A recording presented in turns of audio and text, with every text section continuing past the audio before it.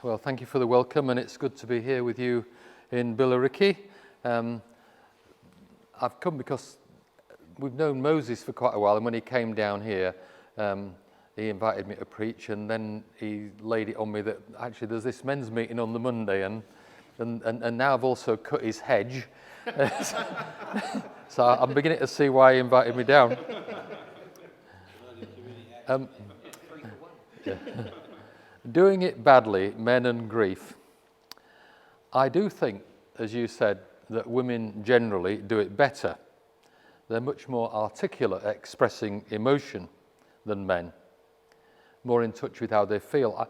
I think of my wife Annie and our two daughters who live 5 minutes and 10 minutes walk away from us. When they get together, which they often do, they never run out of things to say. And they talk about proper stuff. You know, it's not just about the Ashes, what a disaster that was, and how we were robbed when Bairstow was cheated out, or why Mercedes have lost out big time to Red Bull, or what to do about that patch of blown plaster in the kitchen, or the delights of my new sliding mitre saw, which I can fill you in on afterwards if you're interested. They talk about deep stuff. They talk about really important personal issues. They sit there and have a good cry together, as well as a good laugh. Having said all that, I do think that the current generation of lads growing up are generally getting better at emotions. It's become less of a thing for young people to express emotions in the way that it wasn't a thing in times of yore. I certainly hope so. So let me ask you a question. Put your hand up if you have suffered a painful bereavement in your life or another very difficult, painful loss, like the breakdown of a personal relationship. Most of you. Put your hand up if you think you dealt with it well. Well done. So what helped you? What helped you dealing with it well? I'm a Christian first of all, so my parting with my wife is temporary. I had a church to support me, I joined a local college camp, and for a little while my son lived with me, which was a great help over the first few years, then got his own place, but apart from that, so get on with life as best I can, but it doesn't really say I didn't suffer and still suffer from grief. So one out of all of us who feels it, that's great to hear, and I do think actually I would not underestimate the role of the church in this, because I think the church can play a really important job.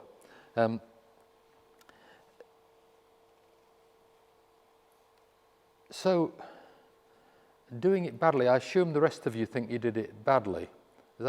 Put your hand up if you think you did it badly. Oh, so not all of you think you did it badly. Some of you obviously thought you did it mediocre. But yeah, fair enough, fair enough. Well, to give you some background about me, the main thing you need to know about me is from Yorkshire. I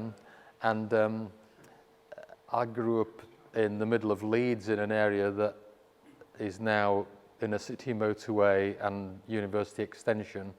And pretty typically, I think for us, when I was a kid, there were like my extended family, which about 25 of us, all lived within a sort of 1 mile radius. And now none of us live there at all. I think the nearest one is in York, one of my cousins. I went to university in Birmingham and met with my wife in the climbing club, and she said she wasn't going out with a non-Christian, so I became a Christian straight away. And for some reason, some of her Christian mates didn't really sort of think much of my motivation. But we ended up going to work in South America. I studied chemical engineering for 6 years, and then we ended up going to South America to work on a development project. And then later on, went to Bolivia, where we were doing, I did some chemical engineering teaching, but we actually were doing mainly church planting before I came back. We came back in 1987 for me to train for ordination. And I've been a Church of England vicar since then. Did a curacy in the middle of Cambridge, and then 11 years on a council estate, and then 11 years before I retired working at Ely Cathedral. And 7 years ago I retired, and we now live in Nottingham near our daughters, which is great.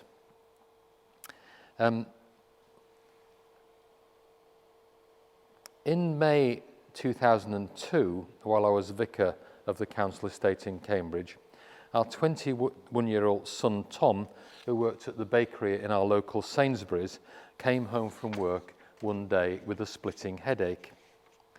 He took some paracetamol, which helped a bit, but didn't really sort it. But 2 days later, the headache was almost unbearable, and he started to have double vision. So on the Saturday morning, Annie and I went with him to the doctors at 9 o'clock, and by 11 o'clock, he was being seen by the neurology registrar at Addenbrooke's Hospital, who thought it was a severe migraine, so he came home with some stronger painkillers. But over the next few days, the vomiting started, and it got worse and worse, so that he was getting dehydrated, and by the end of the week, he was admitted to hospital.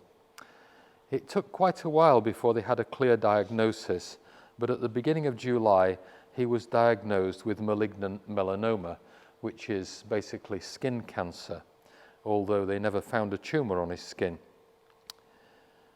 We asked when the chemotherapy was going to start. The registrar who spoke to us, and who spoke with a stutter which clearly got worse when he was under stress, which he clearly was in talking to myself and my wife and our Tom and our daughters and our son, who were all there for this meeting, told us that there was no chemotherapy agent known which would touch malignant melanoma. Well, what are you going to do? We asked. The thing is, he said, it's incurable. It hit us like a truck. Tom, who was lying on the bed, turned to the wall and curled his legs up in a fetal position and said nothing. And we all went home and wept. Despite all our hopes and our desperate prayers for a cure, for a miracle, or at least for some remission, Tom deteriorated rapidly, and he died at home with me and Annie, his two sisters, and his brother at his bedside on the 10th of October 2002, just 3 months after the diagnosis. When you get into a conversation with someone you don't know, before long the inevitable question arises, how many children have you got then? I think of an elderly man called Ernesto, who was staying with us in northern Argentina many years ago. Embarcacion is a one-horse town on the edge of the hot and inhospitable Argentine Chaco, where we worked in the late 70s. Ernesto had terminal cancer and was returning home from the regional hospital, which had discharged him because they couldn't do anything more for him. And he was going back home to his village to die. And so he was staying with us until he found someone to give him a lift to his home village. Annie made him breakfast one morning, and she sat with him for a while and asked that same question. How many children do you have? His face lit up. 9, he said. 1 living and 8 with the Lord. And then he told her that all 8 children had died in a measles epidemic within a fortnight of each other, and that the only one that he had that was living had been born after the measles epidemic finished. Such stories put my own troubles in perspective. Have any of you seen the film The Favourite? The Favourite? With Olivia Colman as Queen Anne? No? God, you don't get out much, do you? Goodness me, that's kicked the bucket already. It's going from bad to worse. The film is actually a good film, and Queen Anne was a very interesting person because she had 17 pregnancies and not one living child to show for it. not a single one. My great-grandma Stead had 13 children, only 2 of whom survived infancy, my grandma and my great-uncle Bob. And great-uncle Bob was in Singapore when the Japanese invaded, and he was captured and sent to work on the Burma railways. And after the war, he came back to Britain, but his memories were so horrific that after 6 months he committed suicide. So from those 13 children, there was my grandma. She was the only one. In many countries around the world, whether through war or poverty or disease, such statistics are not uncommon. They didn't used to be that uncommon in our own history. And they put our troubles in perspective. But they also highlight a particularly difficult issue for us in this country. If you live through war or famine or extreme poverty, there is indeed terrible pain and loss of life. But there is also a really strong, often, sense of solidarity, that you are not suffering on your own. You see that now if you talk to people or you listen to people talking about what's going on in Ukraine, that sense of solidarity. My son's partner is Polish and he lives in Poland, and his partner's family took in a Ukrainian family, and it was really interesting. We actually were there and met them and talked to them, and that sense of the solidarity in their suffering, suffering shared. If you speak to people who went through World War II, they'll talk about the amazing sense of camaraderie, strength gained through shared loss, mutual support. But in 21st century Britain, we've sort of come to expect that, everything will be hunky-dory if we sort of live a decent life, make the right choices, we'll eventually die in our sleep when we're 93 without ever having had a day's illness. Well, I don't know anybody like that, but it's a sort of a myth that we've somehow embraced. And so if tragic death happens, or something other terrible happens, it comes upon us as a complete shock. It feels like an anomaly. We tend to feel alone in our pain and grief. Why? Why me? Why is this happening to me? But actually, suffering and pain and grief and death, these things are part of what it means to live a normal life. They are not anomalous. They are normal life in an imperfect world. Why me? Why not me? It has to happen to somebody. Or as Job says to his wife after suffering the terrible loss of all his property and his children, shall we receive good at the hand of the Lord and not the bad as well? So these days I count myself relatively lucky. How many children do I have? I have 4, 3 living and 1 with the Lord. I don't wish to diminish the reality of the pain and grief that you may feel here tonight. But actually, it's not an anomaly. It isn't out of the ordinary. It is, like it or not, part of ordinary life.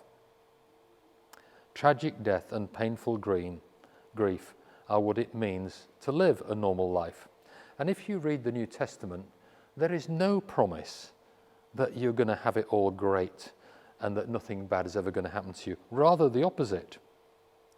Jesus and his followers all suffered persecution, suffering, a lot of them cruel death, not despite their faith, but actually often because of it. As I said, in the UK, we've lost that sense of solidarity of suffering. So when it does hit us, we often feel isolated and alone. But actually, it isn't that uncommon, even in 21st century Britain.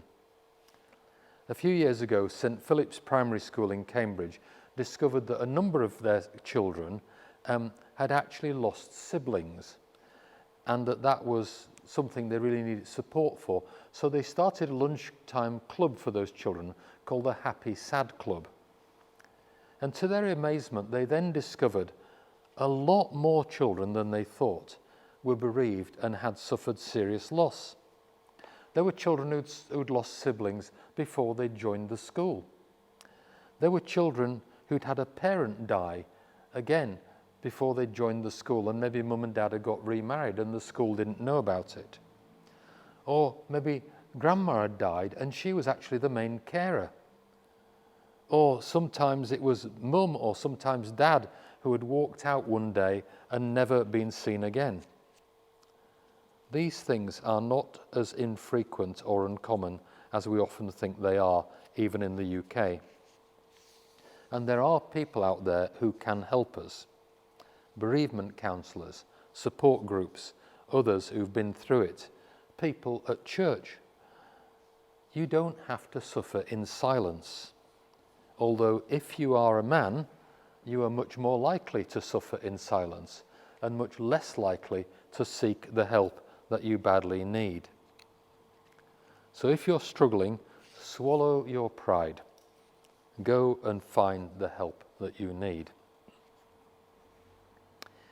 After Tom died, people recommended books about grief. A lot of those books, frankly, were not fit for human consumption. What utter rubbish some of them were, especially Christian books. Such a lot of platitudes, triumphalistic drivel, Bible verses out of context, always rushing on to a happy ending, always dashing on to Easter Sunday without bothering to stay on Good Friday and Holy Saturday, never wanting to be in the valley of the shadow of death with the anguish and the pain and the anger and the despair, the sense of being utterly abandoned by God. And it wasn't just books, it was how people spoke to us, prayed for us. People said things like, well, you've had your bit of bad luck now, so it'll be all right from now on. I don't know, for those of you who've suffered a painful, untimely loss, actually what it makes you feel is more vulnerable because you realize this can happen. So like, my son goes off on his travels to South America, my other son, and the rest of us are all panicking the whole time. If we didn't hear from him for a day or two, what's happened to him, something terrible. Or even worse, God loved your son so much that he took him for himself. Just think about the theological implications of what that means. It paints God as a selfish ogre, a tyrant, utterly indifferent to my feelings, a God who shatters my dreams on a whim to grab the best for himself. Such a God might be worthy of fear, even of grovelling obedience, but a God like that would certainly not be worthy of love. Indeed, a God like that would be beneath my contempt. The very first Sunday Annie and I went back to church after Tom died, the service was led by my wonderful curate, who was called Ank, who held the fort while I was not able to do so. Annie and I sat in the back, quietly weeping our way through the service.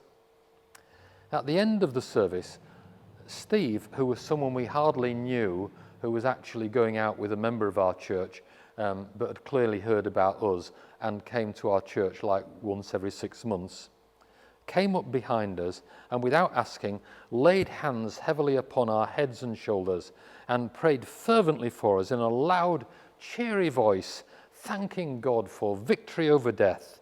He prayed the Holy Spirit would fall upon us with power and that everything would turn out hunky-dory and we'd go on our way rejoicing. I'm sure he meant well, but I couldn't bear it. I could feel my anger welling up.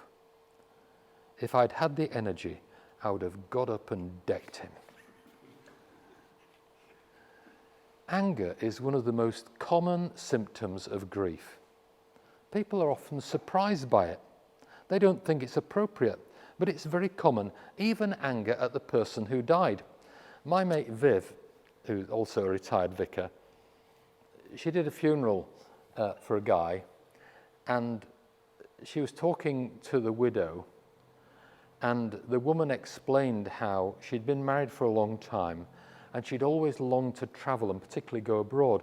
But her first husband he'd hated traveling, particularly air travel, so he never wanted to go anywhere very far. So after he died, after a couple of years, she met someone else and they got married and they decided to go to Cyprus on the honeymoon. And that was fantastic and she was really looking forward to it.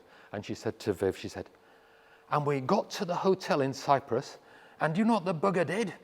He dropped dead right there. He ruined my honeymoon.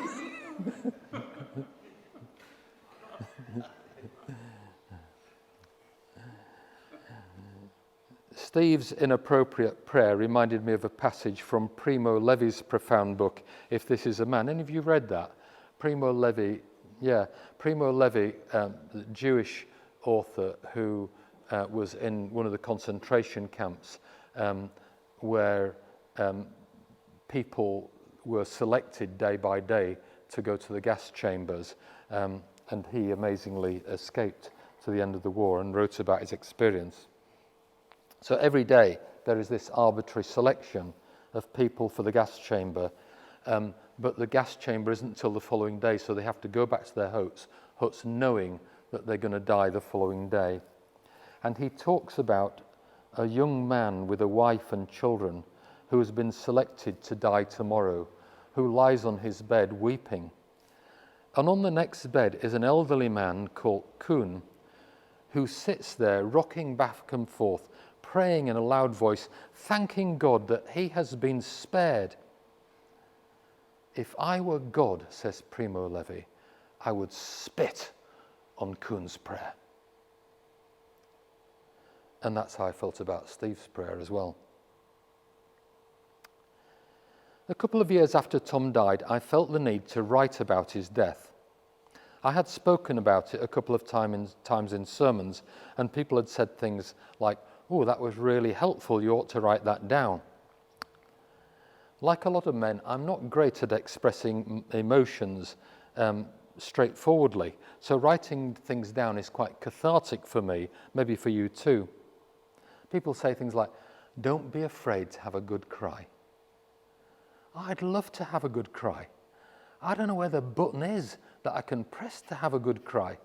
There are lots of times when I think, if I could have a good cry, I'd feel a hell of a lot better. But I just can't do it, usually. I wish I could.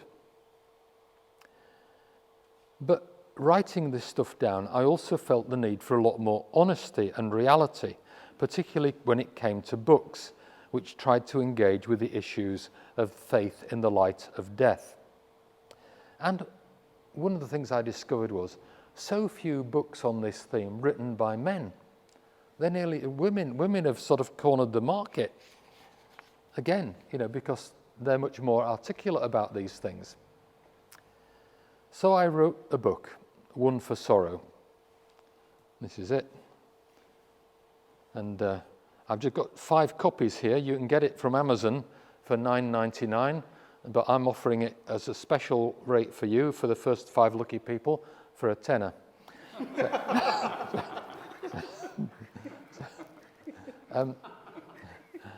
I sent the first draft of the book to my family to read. All of them said, absolutely not, Dad. You can't publish this. It's far too personal and it's far too raw. Interestingly, my daughter Liz also made some comments about the text. She said, it contains a lot of your anger, Dad, which you foist off onto other people, like poor old Steve. And I look back on, she was absolutely right. She said, you need to own it yourself. It's all too common when we're grieving. Someone has to be blamed. And often it falls on those closest to us. And men are particularly good at foisting it off onto their wives and kids and other people, if we're not careful. But the one who people definitely need to blame is God. Part of the problem with our church prayers is that we tend to forget who is sitting in the congregation. So whilst it's wonderful to thank God for the safe delivery of Pete and Sarah's new baby, it may be good also to remember the pain of those who've lost children, or those who've longed and prayed for years for children, a prayer which has never been answered. It's no wonder that so many people avoid Mothering Sunday. And this isn't just about intercessions, it's about the whole shape of our worship, particularly our hymns. I don't know what hymn book you use, but I defy you to find some of the sentiments in those hymn books which are expressed in the Bible's hymn book, the book of Psalms. The Psalms are full of praise and thanksgiving, but they're also full of anger, despair, disappointment with God, complaint against God, desire for revenge. The writer of Psalm 44 asks why God has forgotten his people. Even though they have not been unfaithful, they have continued to follow him. And he shouts at God to wake up. Why are you asleep? Get off your butt and help us. Psalm 137 is a cry from the heart of Jews in exile.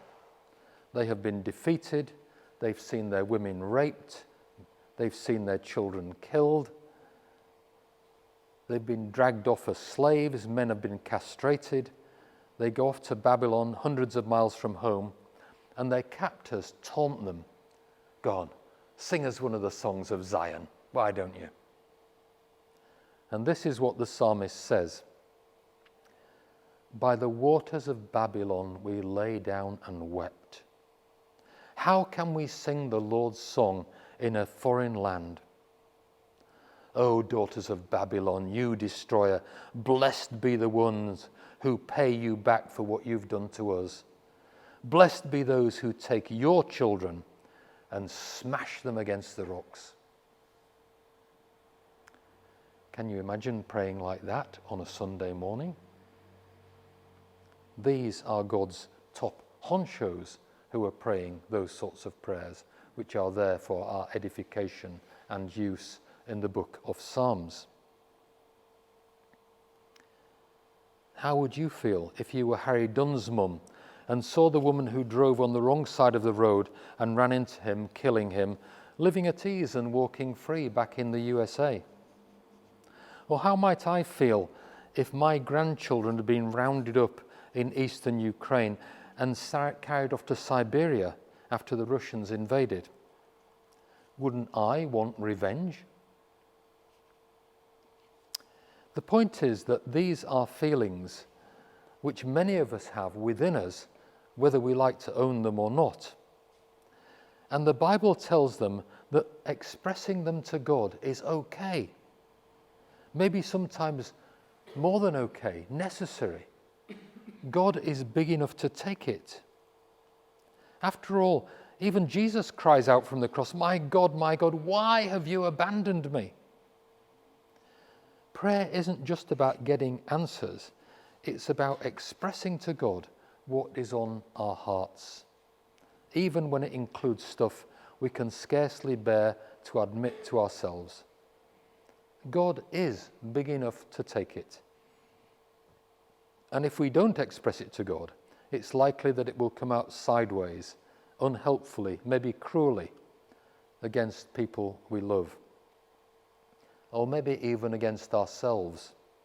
Someone once said, depression is anger turned in upon oneself. And I think there's a lot of truth in that.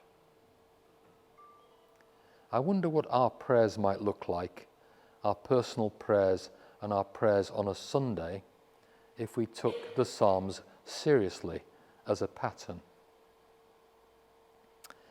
But it's not just that. If our relationship with God, or anyone else for that matter, is just a matter of thanking, praising, requesting favours and saying sorry, it isn't much of a relationship. It's more subservience than mutuality.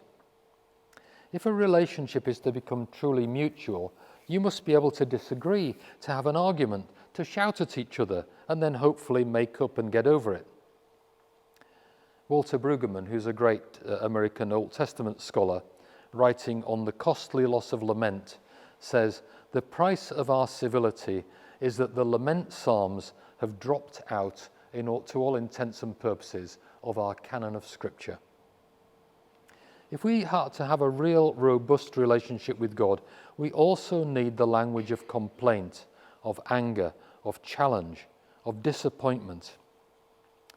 Ask yourself, can I be angry with God? Can I challenge God?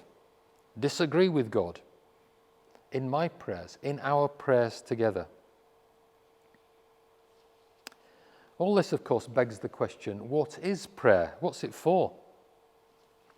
It was a question directed to C.S. Lewis after the death of his beloved wife Joy from cancer. A friend says to him, "Why do you continue to pray if God doesn't answer your prayers?" He replies, "That's not why I pray. I pray because I can't help myself. I pray because it just pours out of me all the time. It doesn't change God, it changes me." Incidentally, one of the very few books written by Christians about death, which I do definitely recommend, is C.S. Lewis's book, A Grief Observed, which is about the death of his wife Joy. And it's interesting to note that at the time it was published, he received a lot of stick from Christian leaders who felt that this should have been more hopeful, more positive. It should have been more of a defense of the Christian faith rather than actually being angry and lost often. Sadly, the church isn't often the place where people feel the ability to be really open and honest. We pray for other people and their problems. One of the best intercessions we ever had when I worked on a council estate was a woman who was an alcoholic, and she was also somewhat disabled, and she lived with a guy called Blue, who I think mainly lived with her because she got a disability benefit, which she gave to him to go up to the shop to buy booze. And she was also a really committed Christian with a deep faith. And I invited her to do the intercessions one Sunday. So she was really nervous, and we had a sort of lectern. It was wooden, a bit like this. And she walked up to the lectern. She got really tanked up because she was so nervous. And the lectern was sort of wobbling away as she was so nervous. And I went to put my arm round her, and it was that sort of sweaty, sticky, awful, sour smell that you get with people who are alcoholics. And she said, "Oh God, we pray for all them alcoholics like me and all them drug addicts like my daughter." And I thought, these are real prayers. These are real prayers. Prayer needs to be a place where we can let it all hang out to God and maybe to each other. St. Paul, writing to the church in Corinth, says, "We do not want you to be unaware, brothers and sisters, of the affliction we experienced in Asia, for we were so utterly, unbearably crushed that we despaired of life itself." We need a place where we can be honest and open, where we can be disappointed and angry with God, as well as thankful. When I do funeral visits and I ask the husband or wife about the deceased, they often say, "We never had a crossword." Usually what that means is there were no-go areas that they never talked about, or icy silences. Ooh, yeah, one or two nods here. I mean, people actually have icy silences and no-go areas. Or that one partner is completely submissive to the other. But healthy, strong relationships need the ability to disagree, even to have robust, heated conversations. I think one of the ways I have changed since Tom died is I've become more outspoken in my close relationships and in general. Instead of keeping a lid on it, I tell it how it is. And some people have found that very uncomfortable. But frankly, life's too short to be tiptoeing around the issues. Generally, in church, people are as nice as pie in the meetings, and then they tell each other how it is in the car park afterwards. Oh, to be straightforward and direct with each other, face to face, to be able to say the hard things honestly, straightforwardly. But what if, after all that, God is silent? What if God is distant? What if there is no reply to our desperate pleas? What then? I don't know whether you know the poetry of R.S. Thomas, who was a very grumpy, ill-at-ease Welsh Anglican clergyman and a Welsh nationalist. But he wrote some great poems, and one of them is called Folktale, and it's based on the story of Rapunzel, who, as you know, was imprisoned in a tower and let down her hair for a brave knight to climb up and save her. This is the poem he writes. It's about prayer, but based on that folk tale. Prayers like gravel, flung at the sky's window, hoping to attract the loved one's attention, but without visible plats let down for the believer to climb up.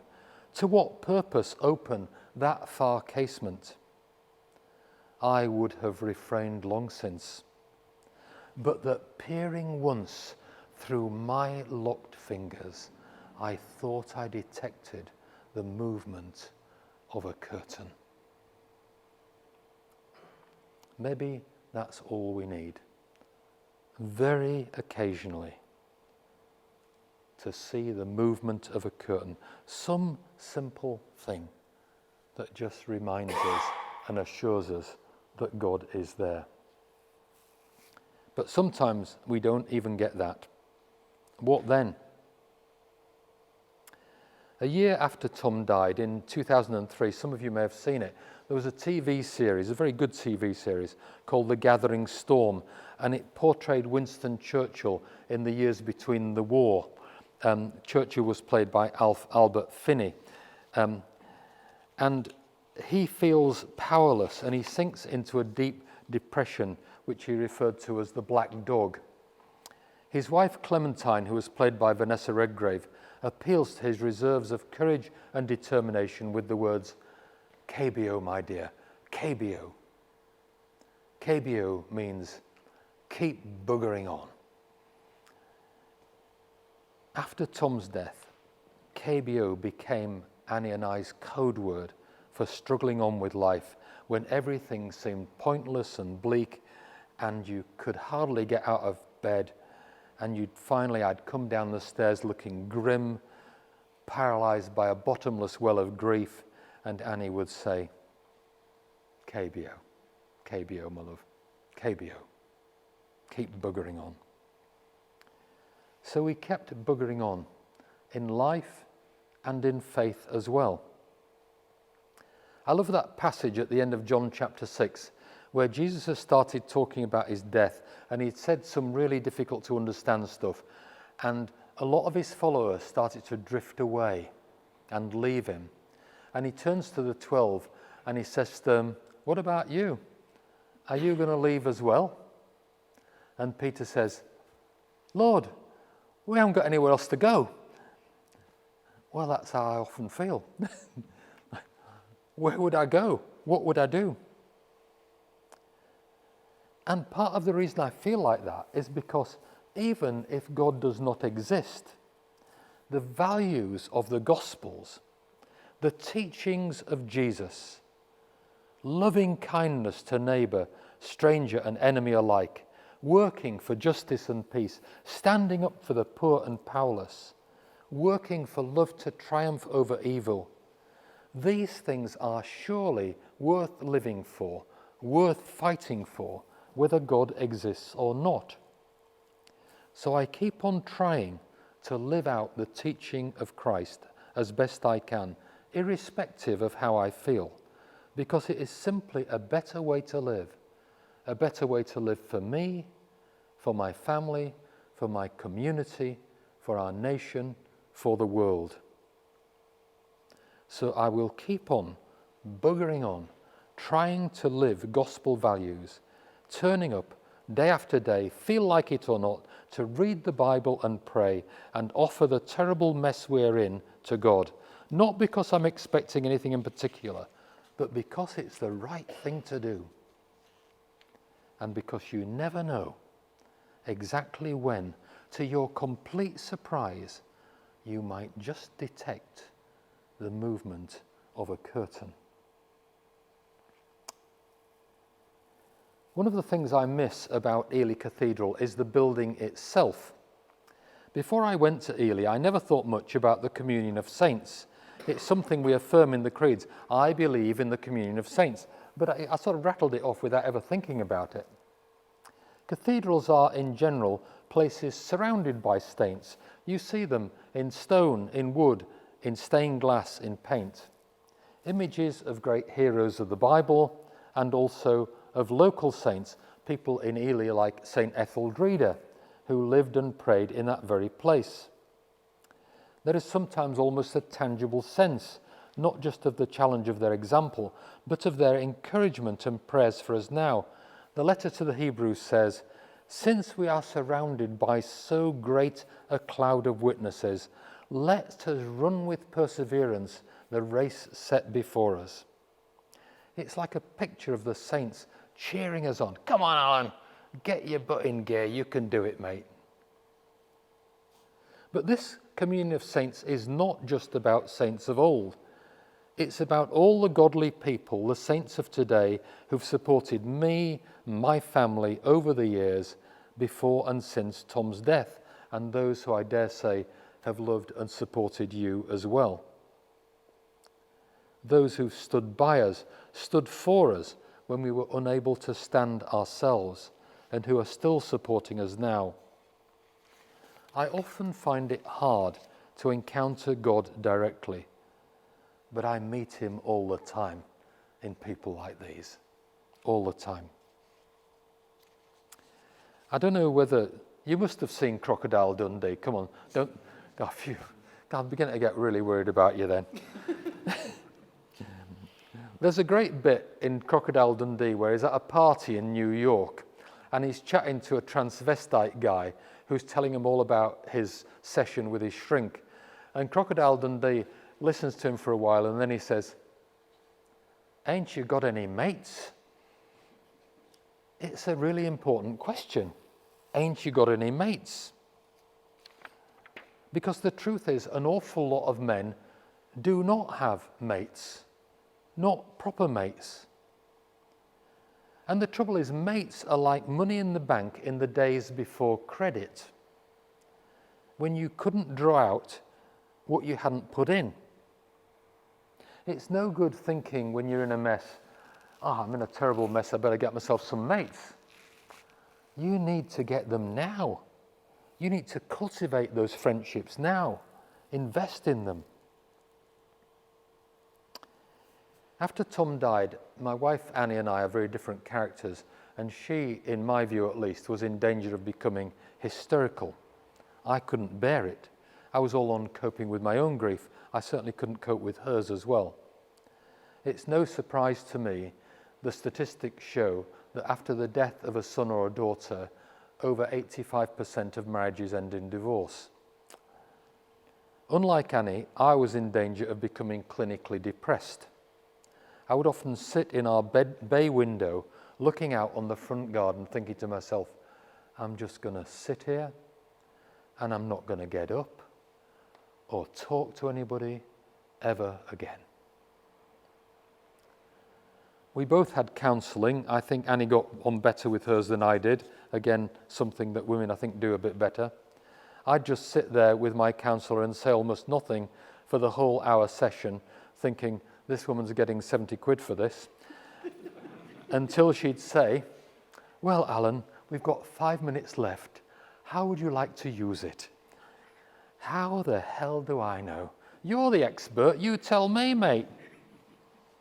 That's what I wished I'd said. We actually had some couples counselling, which actually I found more helpful because at least it gave me a space where I could talk and say the things that I wanted to say to Annie that I couldn't say to her when I was with her on my own. But the main person who helped me was my great mate, Michael Beckett. Michael and I had played golf together for years, but after Tom died, Michael would ring up or come round and say, "Hargrave, get your butt in the car, we're playing golf." And we played golf. We played golf once, twice, sometimes 3 times a day, 3 times a week. We played at the crack of dawn in all weathers. We played golf and I said almost nothing for weeks. But then about 6 months after Tom died, early one Friday morning, when we are playing on the 10th hole, Michael says to me, "Does it give you any comfort, Alan, to think that Tom is safe in God's loving arms and that one day you will see him again?" "I'm having a bad day." I say, "To be honest, Michael, I have no assurance about what happens after death or about whether there are any loving arms, much less whether I'll ever see Tom again." Michael stops and turns to me and he says, "Oh, Al, don't worry about that, mate. I believe passionately in life after death. I believe passionately that Tom is safe in God's loving arms, and I believe passionately that you will see him again. And if you can't believe it at the moment, mate, don't worry. I'll believe it for you."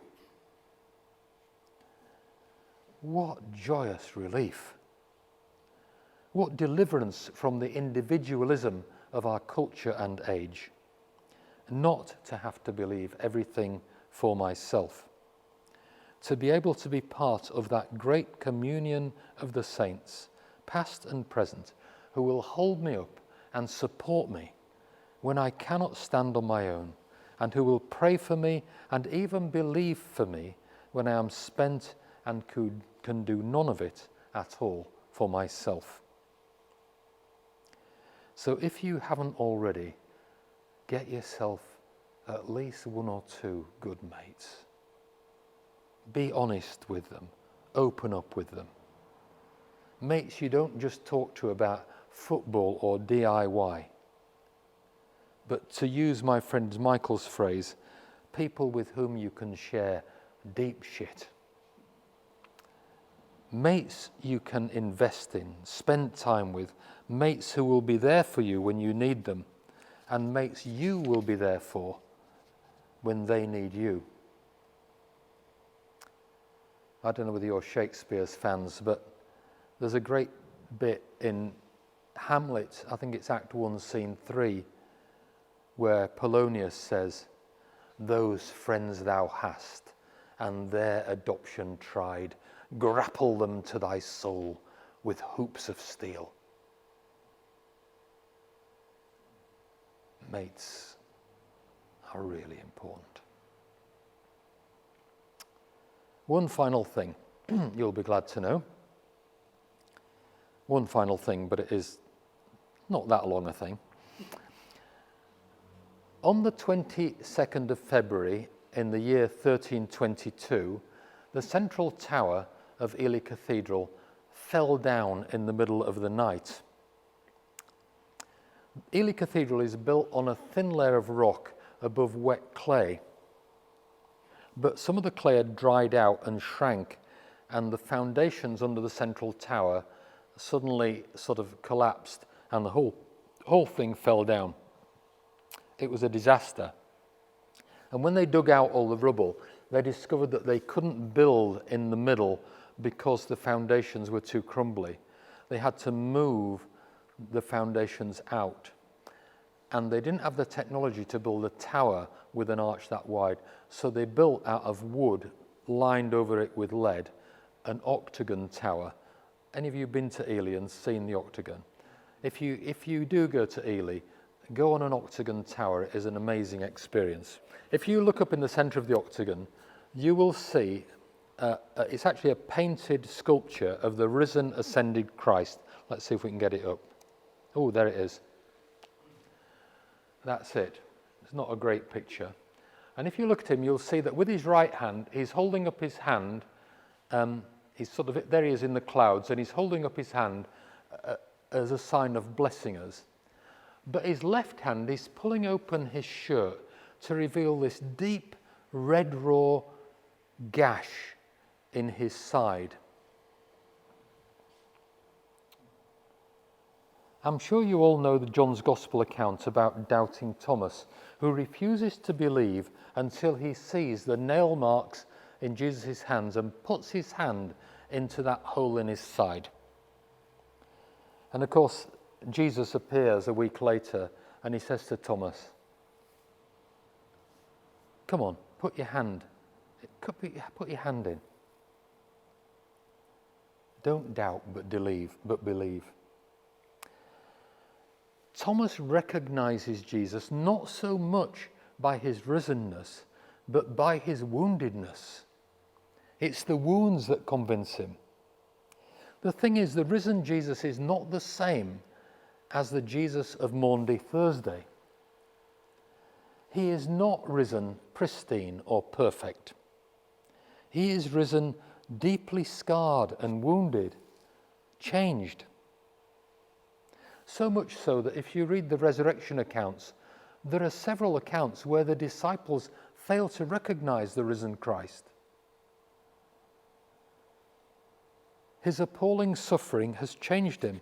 I've been on several occasions to visit people in hospital who are seriously ill, and I've got to the bed and not recognized them until I've seen the name above the bed.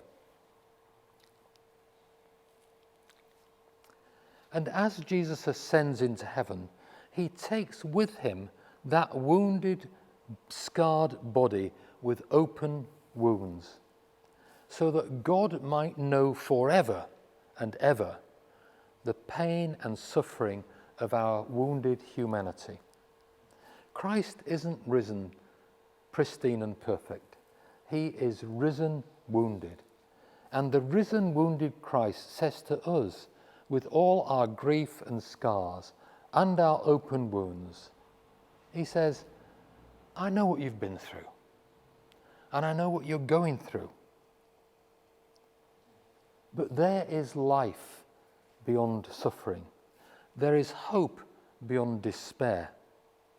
So let me lift you up to live and to love and to laugh again with me, your risen, wounded Lord." Another book I would recommend is a book by Nicholas Walterstorff. It's a profound book called Lament for a Son, which Nicholas wrote following the death of his son Eric in a climbing accident in the Alps.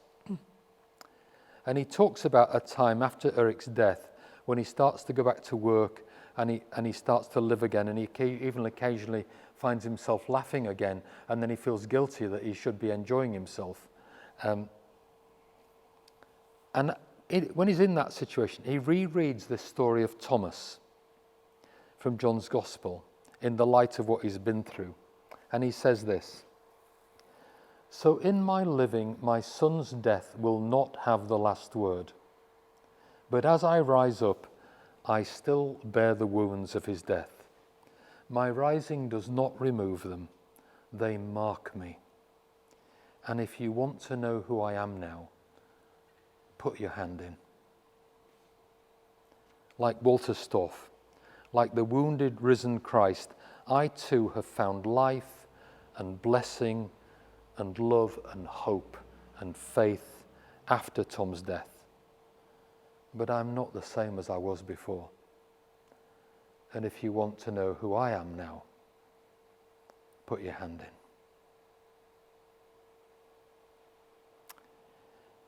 Well, I've said enough, so over to you. Questions, comments, angry disagreements. Yours is the floor. I think my life has rather made a difference to how I felt when my wife died. I got some friends from church here, and I don't know if any of them attended the service of Thanksgiving for my wife, but my first words were thanking God for allowing me the privilege of having Anthea as my wife, allowing me to be her husband. Yeah. And that's been my overall attitude since my wife died. The reason for that is this. I lived with two women, my grandmother and my mother. My grandmother was a widow from the First World War. Her husband was killed in Gallipoli, serving in the Australian Army. 5 months after I was born, my father was killed serving in the RAF. My mother had been a war widow when she died, 65 years, my grandmother 54 years. So between them, 111 years of widowhood they had. Between them, they had 20 years of married life, 6 my mother, 20, 6 and 14. I had 47 years with a most delightful woman. Yeah. What am I going to complain about? Now, I miss her like mad. The grief is, it's like she died yesterday sometimes like years ago. But my overriding thought in my life is how thankful I am to God that I had this wonderful woman as my wife. Thank you. You're a lucky man. And it's an interesting thing, isn't it? The things that you do find to be thankful for. People think that cancer is a terrible thing, and it is. But actually, looking back at Tom's death, I really thank God for those months when he was ill, when my wife and I and our 3 other kids were all able to be with him, and were with him right at the end when he died.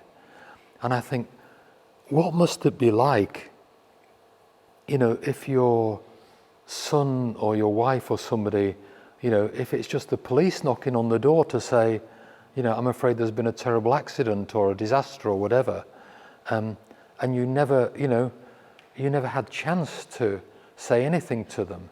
I think we felt when Tom died like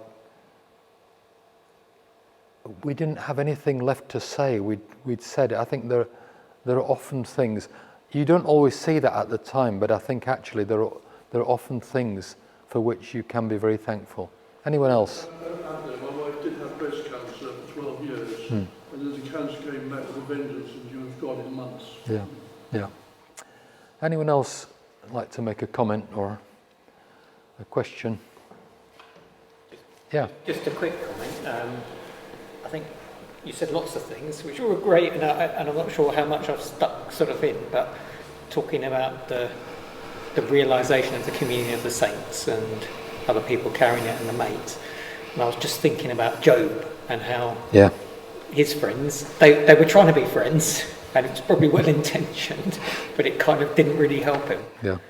That's an interesting comment actually, because if you read the book of Job, I think it's a very profound book, and he is another one who really complains at God, and God actually, God says, look at my great mate Job, even though he's the complainer, God's really pleased with him. But the best thing the mates do is when they get there and see his suffering, they sit with him for several days in silence, and that is fantastic. And then unfortunately they blow it and start to tell him it's all his own fault. But I think actually, often people can't bear, they don't know, they say, what, I'd like to go and see him, but actually, what would I say? I don't know what to say. And the truth is, actually, they probably won't remember what you've said, but they'll remember that you've been. They'll remember that you were there. And I think one of the unfortunate things today in the UK is that largely we've lost the death rituals. 50, 60, 70 years ago, people died and you knew what to do. Mostly you'd probably lay people out themselves. You'd wear, the widow would wear black. There was a certain period of mourning. People would come round. You didn't speak until you were spoken to. You'd bring food, etc. That still happens in a lot of cultures, but it doesn't happen. It's all been taken over by the undertaker now. And I think that because of those, people are very unsure what they should do or say. And I think, if you know someone who's going through it, go and see them. You don't have to be a brilliant counsellor. You don't have to find the right words. If you're not sure what to say, it's better not to say anything. Just to say, I don't know what to say, Bill. I'm so sorry. I've just come to sit with you for a while. And people say things like, if there's anything I can do, let me know. But actually, you haven't got the energy to let anybody know, even if there were something they could do. You haven't got the energy to pick up the phone and say, you know, would you mind making a casserole? Or could you give me a lift to Addenbrooke's? You just haven't got the strength for any of that. You need people to take the initiative towards you. Yeah, I think from the hostels that I that some people just cannot cope with it. Yeah. And I can think of occasions where I've been walking down the high street and somebody I know very well, they spotted me, but they'll cross the road rather than encounter. That's quite hard. I got to the point where I began to realise that I had to protect some people, but not actually saying too much or whatever. It's a strange situation. They just didn't know how.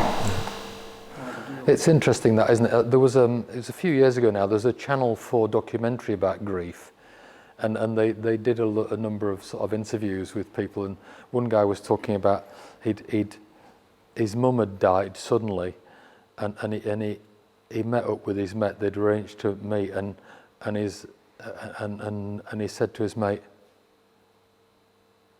"My mum's just died," and his mate said, "Yeah, I've had a bit of a cold myself this week." But as you say, people can't. And I think, you know, having said what I've said about reality and honesty, I do think that is important. But there are people who can't take it. I don't know if you know in the Four Quartets, C.S. Lewis, one of the things he says is, humankind cannot take too much reality. And I think that is true for some people, and sometimes you have to choose who you say things to. Maybe they are reticent or reticent, they didn't want to upset. Yeah. You know. Well, but that's funny, isn't it? Because I mean, people say, I didn't say anything because I didn't want to upset him. How can you avoid being upset when your son's died or your wife? It's your natural state to be upset. So, you know, there's nothing that you can say, unless you say something really crass, like our friend Steve, you know, that is going to upset me more. And actually, if I cry or have a rant while you're talking to me, I probably needed it, actually.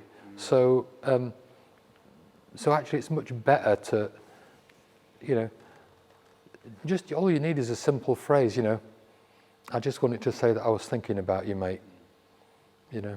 But surely, Roger, people avoided you because you were, the death reminds them of their own mortality.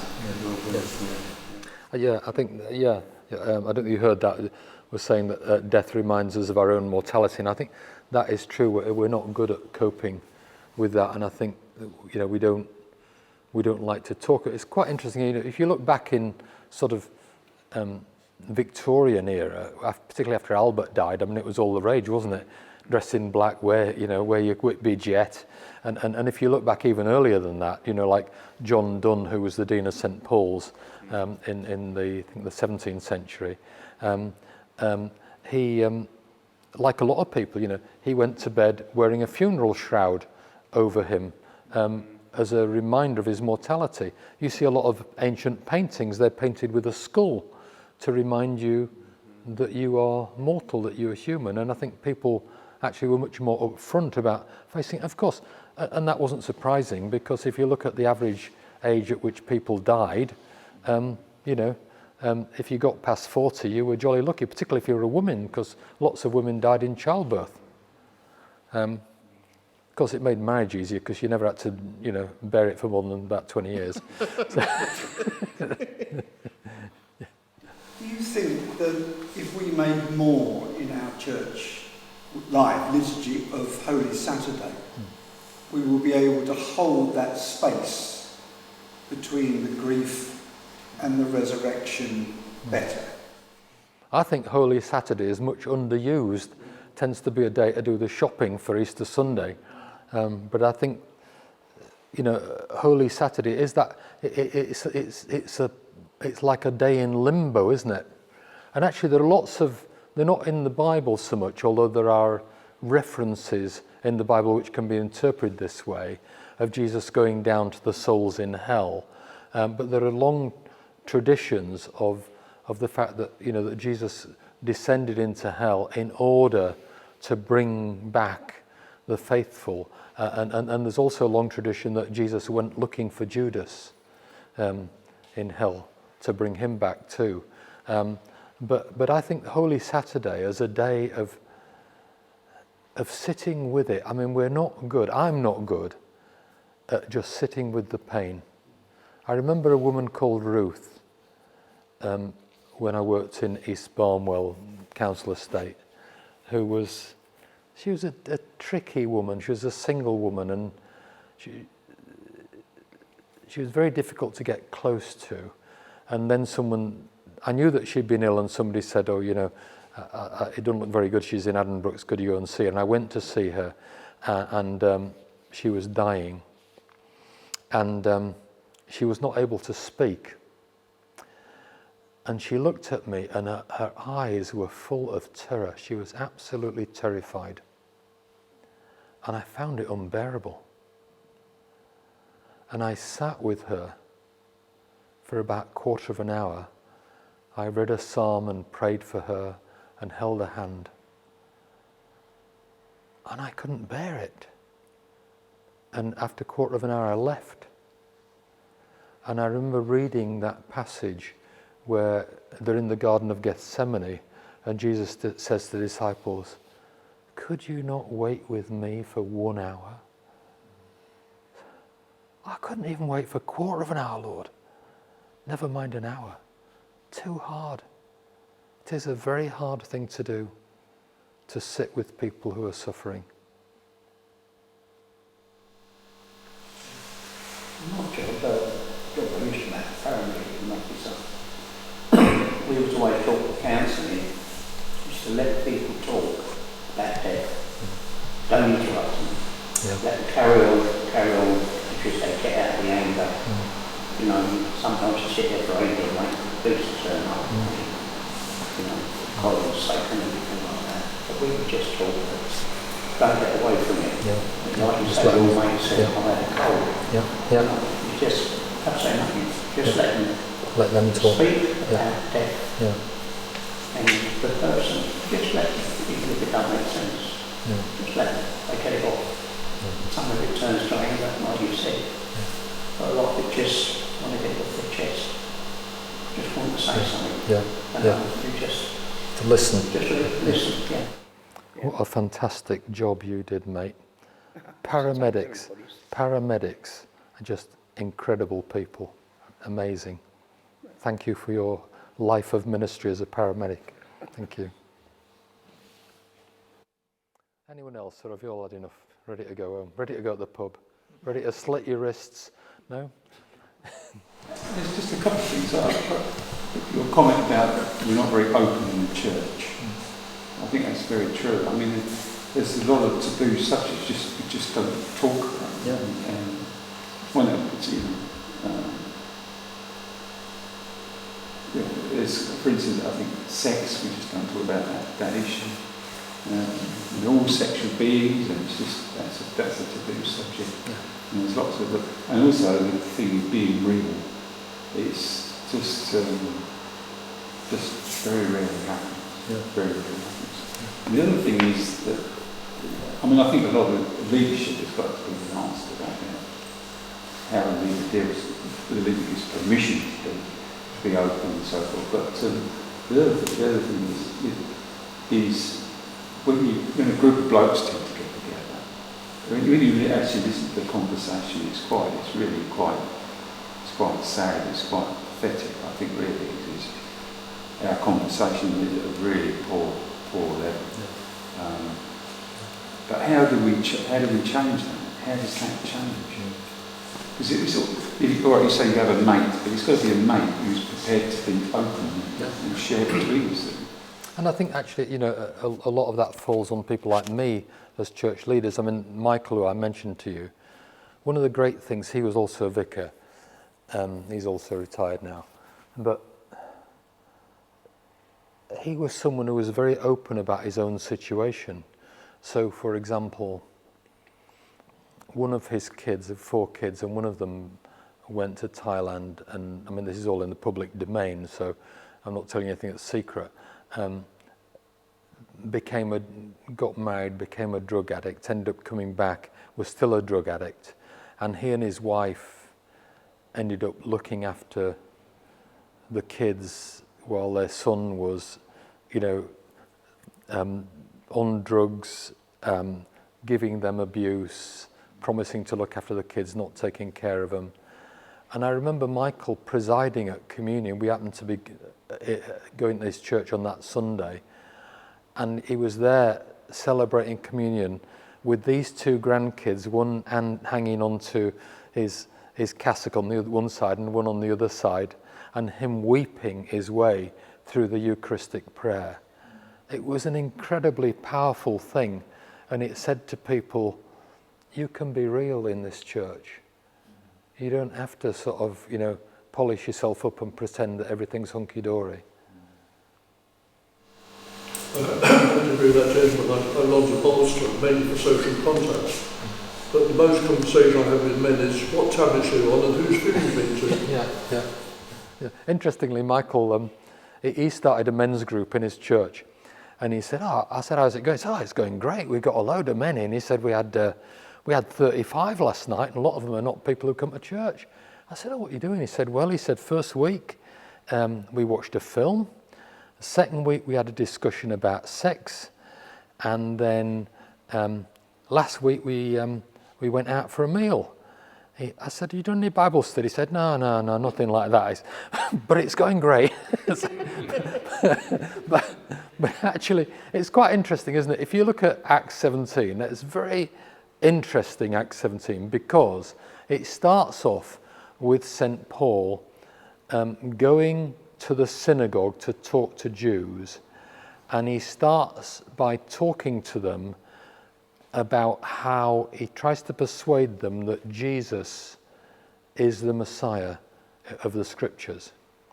But then later on in the same paragraph, he goes to Athens, and he's speaking to people who are not Jews, and he has a look round at all these different statues and monuments to other gods, and he finds one that's to an unknown God, and he starts off talking to the people there in the marketplace about God and about faith, and he quotes one of their poets, and then he says, and here is this inscription to this unknown God, and this unknown God is the God that we're proclaiming to you. But he never mentions the Scriptures. That's not where he starts, because the Scriptures mean nothing to these people. Later on, I'm sure he introduced them to the Scriptures, but to begin with, it wasn't the place to start. Do you think we're not open? Sorry, I'm hogging this. Do you think we're not open because of the way we're brought up? It certainly is part to do with the way we're brought up, yeah. Yeah, I think that's certainly the case, and that's why I said earlier on, I think the younger generation. I mean, it's interesting, I was doing a retreat in Lindisfarne, Holy Island, some years ago now, for a group of churches in the Cambridge area. And one of the women, who was about 70, shared with me her story, which was incredible, which was that her daughter was married with 3 children who I think at the time were 11, 9 and 7, when the daughter's husband murdered her. So the daughter was dead and the husband was banged up in prison, and she and her husband had to bring up the 3 grandchildren. And she said one of the things that amazed her was, it was painful and terrible, but one of the things that amazed her was, she said, when my own kids were little, we loved each other, but we'd never say, I love you, Mum. But these kids would run in from school, they'd give me a hug and they'd say, Nan, I love you. And I think that sort of ability to express those sorts of things, I think it's a bit overused these days. People say, say, in all sorts of what seems to me rather, I don't know, not very serious circumstances. But I think actually people are much more open to expressing those sorts of feelings than they were certainly when I was growing up as a kid. Right, shall we leave it there? I think probably we should. Okie doke.